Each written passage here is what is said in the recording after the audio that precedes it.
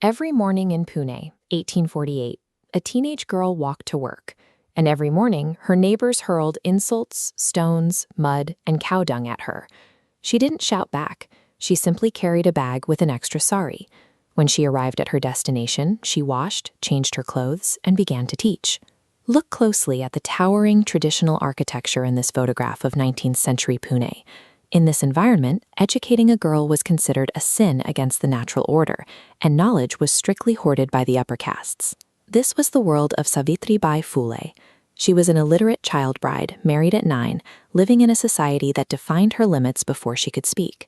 Yet, with her husband Jyotirau's support, she co-founded India's first girls' school by the age of 17. How does a young woman survive and dismantle a millennium-old system of oppression while her own neighbors are physically attacking her? Savitribai survived on gritty, relentless pragmatism. She endured physical abuse every morning simply to reach her students. In this photograph, you can see the physical evidence of her work: women and girls gathered around an easel outdoors. As historian Rosalind O'Hanlon points out, Savitribai's reform was a daily practice. She didn't write texts, she built schools. This diagram illustrates her solution to a massive dropout crisis. She recognized that girls left the classroom because of extreme poverty, not a lack of desire. To fix it, she instituted the first student stipends. The establishment reacted with hostility. In 1849, her father-in-law evicted Savitribai and Jyotirau from the family home, accusing them of sinning against Brahmins. Instead of retreating, they made a strategic pivot. They moved in with a friend, Usman Sheikh. Usman's sister, Fatima, joined Savitribai as her co-teacher, becoming India's first Muslim woman teacher. When old systems reject you, survival requires building new alliances. Intersectional solidarity was her practical answer to systemic hostility. Their educational network scaled rapidly. By 1851, they were operating 3 schools with over 150 students. By 1852, the British government officially recognized her as the best teacher in the Bombay Presidency. She used that momentum to address other societal crises.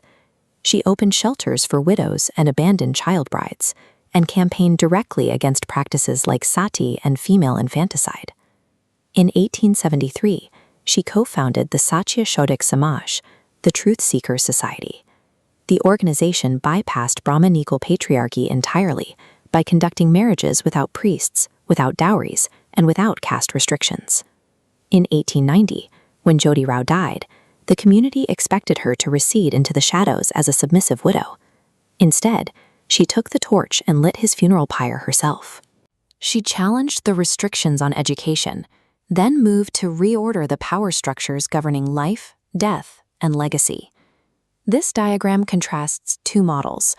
On one side, the savior model, pointing toward personal legacy and ego. On the other, a kartritva, a continuous loop of duty.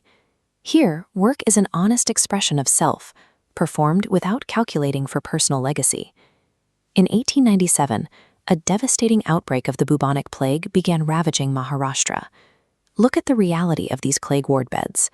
Instead of organizing relief from a safe distance, Savitribai walked into the danger zone.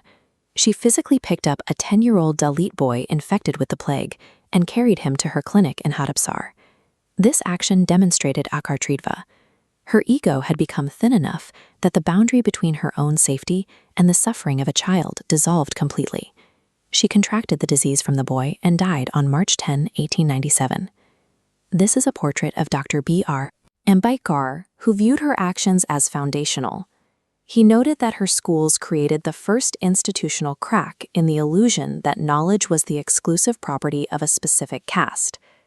Today, feminist scholars emphasize that she must be remembered as a standalone force.